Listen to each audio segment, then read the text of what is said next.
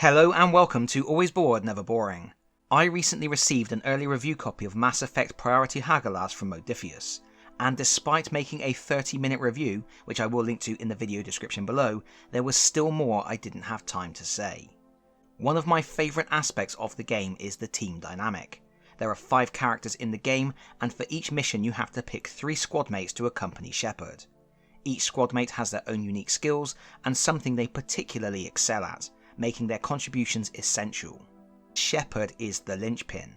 He has the best skills, he can fill any role on the battlefield, brawling, applying biotic effects on enemies, hacking terminals, and providing field medic support. Plus, he has the ability to get the most out of those around him with his command ability. But, if he gets taken down, the team immediately fail the mission. This means every mission is always on a knife edge. You need Shepard to be in the thick of the action. He's good at everything, but while he's there, one false move can tank the whole expedition. As such, these squad mates' contributions cannot be overlooked. They have a responsibility to support Shepard and to keep him alive at all costs.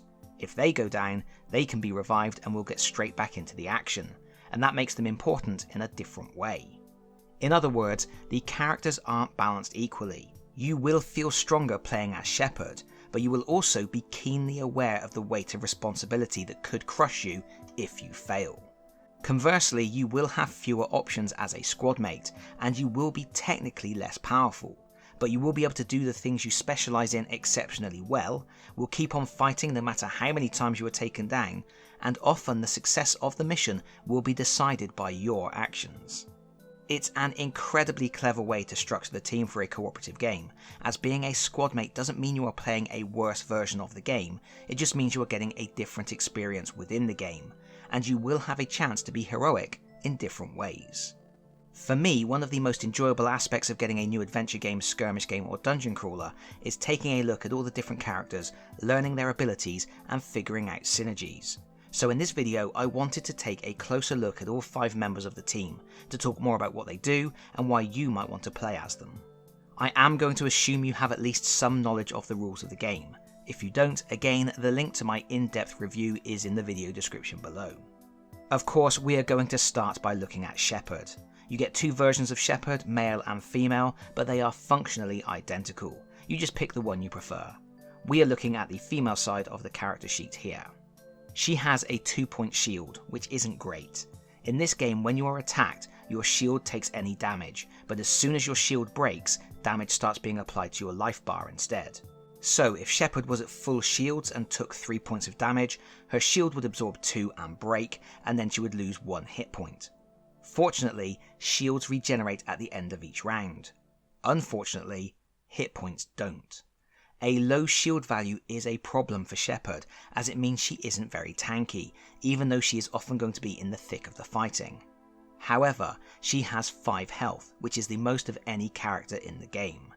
This is important because it means she can take a few hits without going down, but it's also really important for how enemies determine targets. If at any point an enemy can choose between several valid targets, they will go for the one with the least health points, regardless of their current shield status. So while Shepard is at full health, she will only be targeted by attacks if nobody else is around. Keep some friends close and they will be able to protect her. Her core ability is Command, which is a team-focused ability. After completing her strategy role, if she rolled at least 1 star, she gains a command token. If she rolled at least 3 stars, she gains 2 tokens instead. She can only hold up to a maximum of 3 at once, so it pays to use them. And these are really useful, because whenever another squad mate spends a standard action dice to make an action, Shepard can use a command token to convert that dice to an enhanced action, allowing the team to use their more powerful abilities more frequently.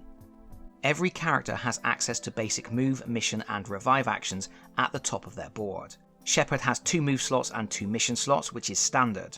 Her revive action is the best in the game though, as it only requires a standard action dice, while everyone else needs an enhanced action dice.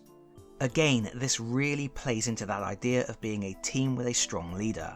Shepard needs her friends, but she is the glue that holds them all together, and her skills ensure her allies stay safe, even when they put their neck on the line for her. Every character also gets starting abilities which have a blue background. Shepard can hack, which lets her disable a gun turret in her space or open a locked door bordering her space. She can do this once per turn using a standard action. If she wants to do it a second time she can, but it will require an enhanced action. She can also shoot up to twice per turn. For a standard action, this inflicts 1 damage to an enemy in line of sight. For an enhanced action, it inflicts 2 damage.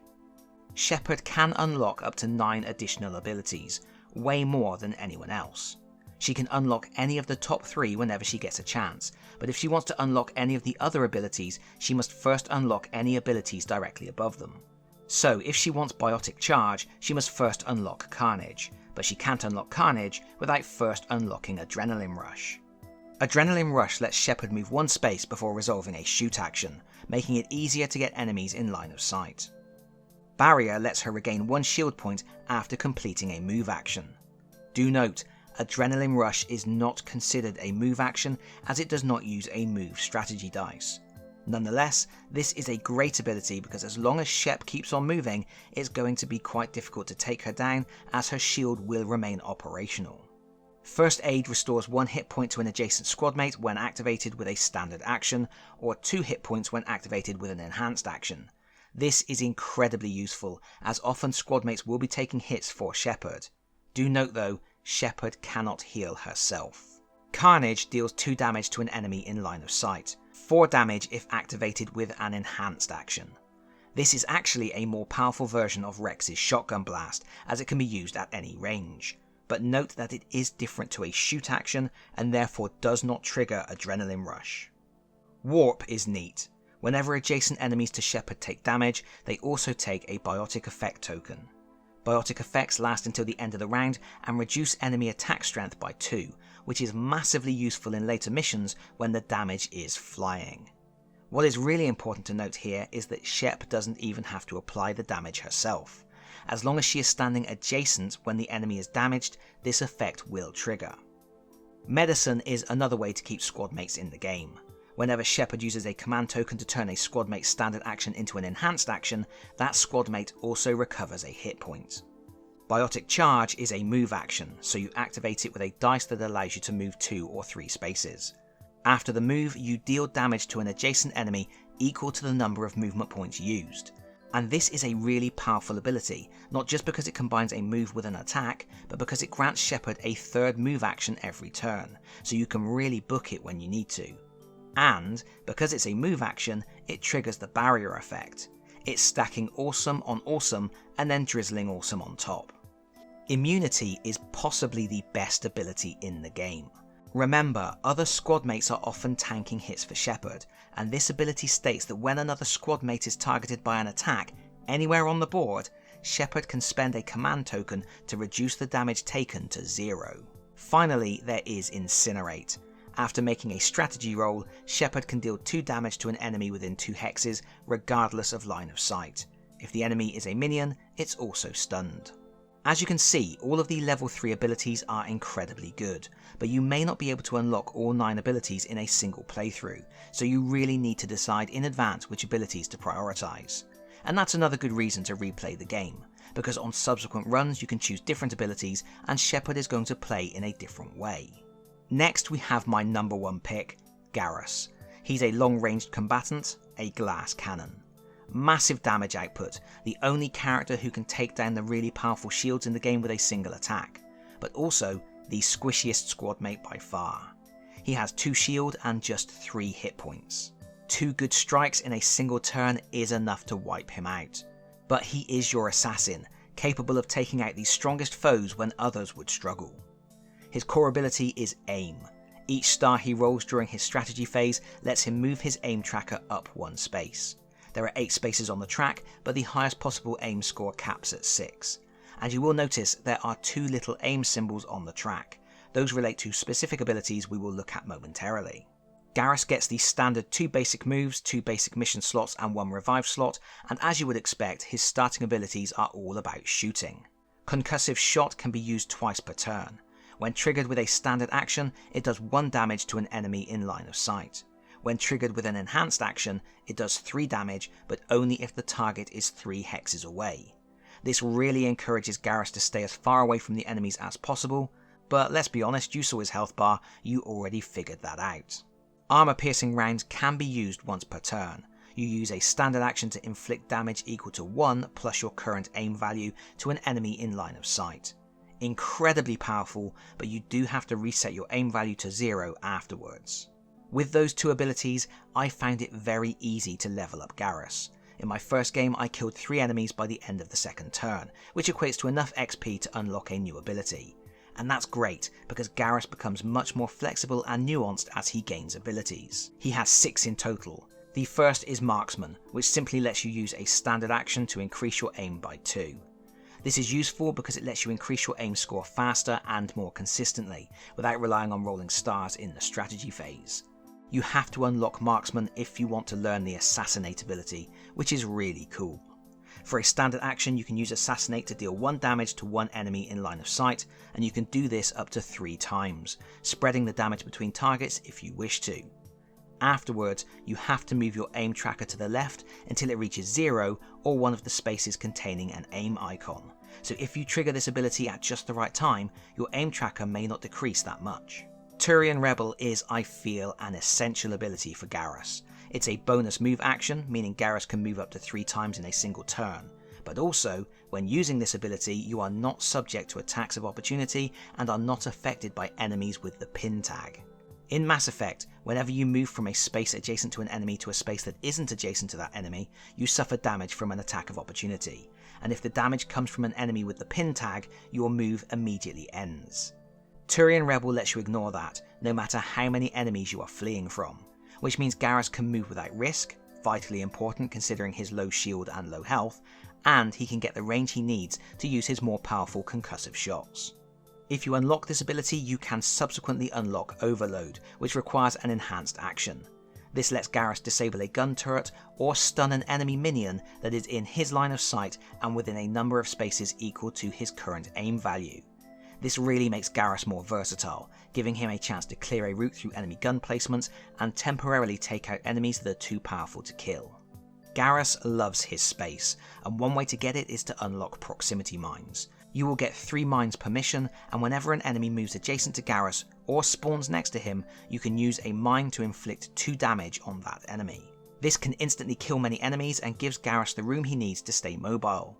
You may only be able to do this action 3 times per mission, but it is so useful, and because it's reactive, it doesn't cost an action. If you play Garrus's loyalty mission, you unlock Calibrate. Once per turn, when using the concussive shot or assassination skill, you deal 1 additional damage for each aim symbol to the left of the aim tracker's current position. This dramatically increases your damage output. Just as killy as Garrus, but in a very different way, is Wrex, the close combat specialist and tank. He has 3 shield and 4 health, which is very solid. His core ability is Blood Rage. He has 5 calm tokens on his board, and for each star he rolls in the strategy phase, he can flip 1 to its enraged side. These tokens have a variety of uses, and as you unlock more abilities, juggling the calm and enraged sides becomes quite an enjoyable little minigame. Being a close combat specialist, Wrex gets 3 basic move slots instead of 2, but he still gets the 2 mission slots and 1 enhanced action revive slot like all of the other squad mates. He also gets 2 starting abilities. Wrex Not Happy is amazing. You spend 1 standard action and flip all of your Blood Rage tokens to their calm side. For each token flipped, every adjacent enemy takes 1 damage. That means you could potentially inflict 5 damage on 6 adjacent enemies. And while that particular scenario is quite unlikely, inflicting enough damage on a couple of enemies to kill them isn't uncommon. Shotgun Blast is brutal. You can do it twice per turn. If you use a standard action, it inflicts 2 damage on an adjacent enemy. If you use an enhanced action, it deals 4 damage. With these 2 actions, you can kill enough enemies in a single turn to level up, so Wrex really can acquire abilities quickly. The downside is, his damage output requires him to be adjacent, so often he has to spend actions moving into the best position, and he does tend to take quite a lot of damage in retaliation. He has 6 unlockable abilities. Redundant Physiology is incredible. It simply prevents him from losing more than 2 hit points from any one attack. Considering he is always in the thick of the fighting, I consider this an essential upgrade. It's also essential because it lets you unlock Fitness. This skill can be used once per turn with an enhanced action. You get to flip a calm token to the enraged side, setting you up for causing more mayhem with Wrex not happy, and you also get to recover a hit point. That's 2 excellent benefits for the cost of 1 enhanced action. One way to reduce the number of actions Wrex uses to move is to unlock what Krogan do best. At the start of your turn, as a free action, you can move one enemy that is not adjacent to any squad mates up to 2 hexes towards Wrex. This is a solid crowd control ability. You can move enemies that are blocking the way out of narrow corridors, you can move enemies so they don't have anyone in their line of sight, forcing them to waste their next activation advancing, or you can pull them adjacent to you so you can shoot them in the face with a shotgun. It's useful and it doesn't cost an action. It also makes it possible to unlock Krogan Battlemaster, which you can trigger at the start of each action you make. You can flip an enraged token to its calm side and move into an adjacent hex. This is incredible because it doesn't cost an action and makes it possible to cover a considerable distance without allocating any dice to movement. You could combine a movement of 1 space with your shotgun blasts to march relentlessly through a horde of enemies, destroying them all mercilessly. His 5th ability is Lift Grenade. It's another good crowd control ability, but I consider it to be less useful than the others. It does give him a ranged attack though. For a standard action, he can give a biotic token to an enemy within 3 hexes and move them 1 hex. For an enhanced action, he can move them 2 hexes instead. His loyalty mission ability is probably the best of all the loyalty abilities. Once per turn, when allocating a dice to Shotgun Blast, you can resolve that dice twice. That means you can use Shotgun Blast 3 times per turn for just 2 dice, and if those dice are enhanced, that's 3 4 damage attacks, enough to take out even the most powerful enemy shields in the game. Wrex is great. He kills stuff most turns, controls crowds of enemies, and soaks more damage than anyone else. I don't know why you would ever leave him behind, unless it was a choice between him and Garrus, of course. Next up is Liara, who I guess is a bit like a sci-fi mage. She can apply debuffs on enemies and stun them, and eventually unlock some pretty powerful ranged abilities for dealing with groups of foes. She is the most well-rounded in terms of being able to take a hit. She has 3 shield and 3 hit points. Her core ability is Analysis. For each star you roll, you move her analysis tracker 1 space to the right. Then, after the roll, if you wish, you can reveal a number of face-down hazard cards equal to the analysis value, a maximum of 3. The cards are then turned face down again, and the analysis tracker is set to 0. This ability can give you an important heads up. You will know which enemies are going to activate and when new enemies will spawn, and you can plan your moves accordingly. That's an important skill, but for me it's just a bit less engaging than the core abilities of other characters. It's just not as much fun as raging out to smash through a horde of enemies or overpowering your sniper rifle to take out a boss. Liara gets the standard 2 move, 2 mission and 1 revive slots, but she does start with 3 abilities, which makes her one of the more versatile heroes out of the gate. Stasis lets her use a standard action to stun a minion in her line of sight, while Lift lets her use a standard action to inflict 1 damage and a biotic effect on an enemy in line of sight. Pistol Shot deals 1 damage to an enemy in line of sight when you use a standard action. You would really only use this if you had already exhausted your other options, but still needed to deal with an enemy. However, if Liara is under pressure, she can use an enhanced action with Pistol Shot to inflict 3 damage instead, if the target is within 3 hexes. This can be useful if the enemy are getting too close for comfort. Despite starting with 3 abilities, she still gets 6 unlocks. Warp Ammo is very straightforward. It gives her Pistol Shot a biotic effect. That means the standard Pistol Shot is leveled up to be the same as Lift, effectively giving her 2 lifts per turn. But the enhanced Pistol Shot becomes a super powered lift. You can never dish out too many biotic tokens, especially in later levels where you may not always have enough firepower to kill enemies, so this is a solid choice. Unlocking Warp Ammo also makes it possible to unlock Biotic Explosion. When you defeat an enemy with the Pistol Shot, each adjacent enemy gains a biotic token. That's really good. Pure Biotic is an enhancement to Lift and Stasis, adding a special rule that targets no longer need to be in line of sight as long as they are within 3 hexes. This is probably my least favourite thing about Liara. Her unlocks start to muddle things up a bit.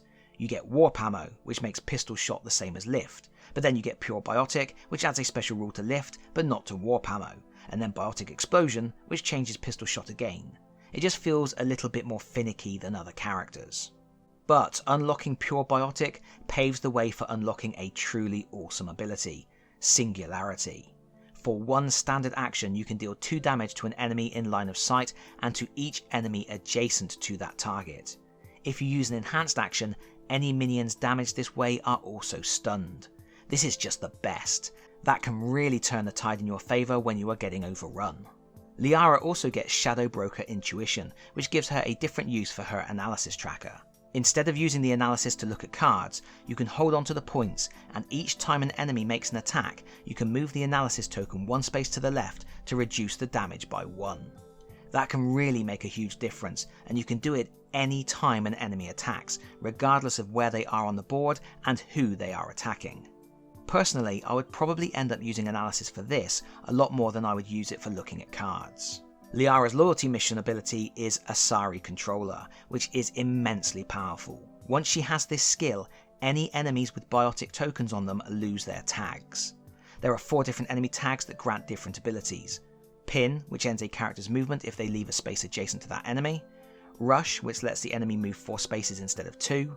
React, which lets the enemy move 1 space towards an attacking squad mate each time they take damage. And Range, which lets them attack at range. Without those tags, all the enemies become close combat units with a move of 2, and with the biotic tokens also reducing their damage output by 2, they become immediately less threatening. The best thing is, this skill works with any biotic tokens brought into play by any character, not just the ones that Liara applies. Liara's biggest problem comes from earning her upgrades. Most characters find it very easy to kill 3 enemies over the course of a mission, but Liara doesn't have a lot of damage output as she tends to focus on debuffs. You may find that if the team earns bonus upgrades during the campaign for performing good deeds, you may want to give those upgrades to Liara in case she struggles to earn them by herself. Our final character is Tali, the tech specialist. She doesn't start off particularly impressive, but once she unlocks skills, she starts being able to do some really crazy things. You will also feel like you need to bring her along whenever you are facing a mission with turrets, locked doors, and terminals to hack. Notably, unsurprisingly, she has the highest shield of anyone in the game at 4, but her health is the lowest at just 2. Personally, I prefer having higher shields to higher health. Your shields are always regenerating to maximum at the end of the round, but you only get back health by using healing abilities and items. The downside is, if Tali does lose her shields, she crumples in the slightest of breezes. Her core ability is a bit different to everyone else's. She doesn't have a tracker on her character sheet. Instead, at the start of the game, her combat drone deploys on her space. For each star she rolls in the strategy phase, the drone can move up to 2 hexes, and it can even move through and land on hexes containing other characters. At the end of her turn, Tali can recall the drone to her space if she wishes to. Although it is called a combat drone, it doesn't have a lot of combat capabilities, but it does allow Tali to use her abilities in spaces that are beyond her normal reach. Tali gets the standard 2 move slots, 2 mission slots, and 1 revive slot, but like Liara, she gets 3 starting abilities. The first is Hack. Like Shepard, Tali can use a standard action to disable a gun turret or open a locked door. However, unlike Shepard, she can only do this once per turn. On the plus side, she can use the action herself, or her drone can use the action for her. It's great being able to fly the drone ahead of the team, disabling enemy defences while keeping Tali at a safe distance. Also for one standard action, Tali can use the drone to inflict 1 damage on an enemy in the drone space. It's pretty expensive using a whole action for 1 damage, it can't even be boosted with an enhanced action, but because the attack comes from the drone, it is possible to inflict that damage in dangerous areas of the board where Tali might come to serious harm, or to ping enemies that are otherwise out of Tali's line of sight.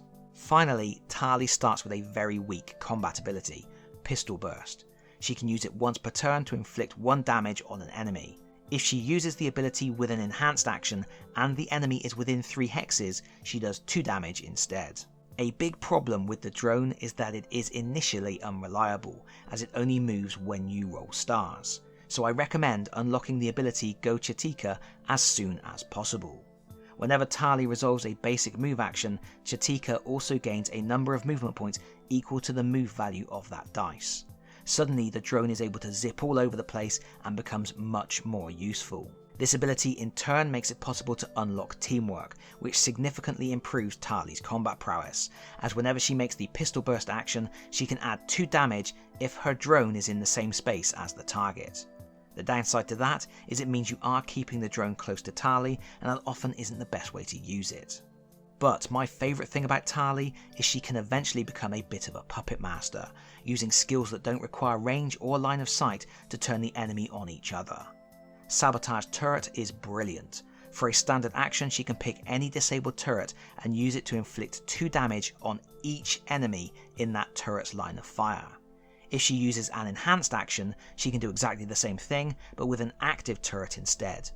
It's so much fun to turn the tables on the enemy and use their own guns against them. After unlocking Sabotage Turret, Tali can unlock Sabotage Enemy. This lets Tali spend a standard action to take control of an enemy minion. She selects one minion with the range tag and inflicts damage equal to its attack value on any enemy in its line of sight. If she uses this ability with an enhanced action, she can move the targeted minion 2 spaces before firing. Eventually, Tali will be disabling turrets and pinging enemies with her drone, while also controlling enemy defences and units, all without ever coming out into the open to risk getting shot at. It's very thematic and really fun. But if you are worried about her getting ambushed, you can give her the Energy Drain ability. For a standard action, she can inflict 1 damage on an enemy adjacent to her or her drone, and then recover 1 shield point. Tali's Loyalty Mission ability is probably the weakest in the game though. After she has selected a strategy dice, she can discard a loot token to turn the dice to an enhanced action. I get what they were going for here. She is using salvage tech to her advantage, and it's neat for her to have a different way to use loot. But it feels quite weak to me. Loot tokens are almost always useful. Many of them are grenades or health packs, which are essential for survival, while others are intel you can spend to level up a character. I would be reluctant to discard any of them, and if you do discard one, you only get to turn a dice into an enhanced action. I think I would rather have the option to change the dice to any face, so you could generate some more movement if you needed to run. Even then, it just doesn't feel great, especially when Shepard can upgrade standard actions with his command ability anyway. There aren't many skills in the game I wouldn't use all that often, but this is definitely one of them. But that is it, we made it through all 5 characters. Sorry, this was probably all a bit technical and entirely too long-winded, but hopefully you have enjoyed this deeper dive into the team you will get to control if you play Mass Effect Priority Hagalaz, and hopefully it has given some indication of how the designers have captured the spirit of those characters from the video game. Mass Effect is available for pre-order right now. I will include a link in the video description below. Feel free to ask any questions in the comments section, and that is it from me for now. Thank you so much for watching. If you liked the video, please consider pressing the like button. If you really like the video, please consider subscribing if you don't already do so, and I should go.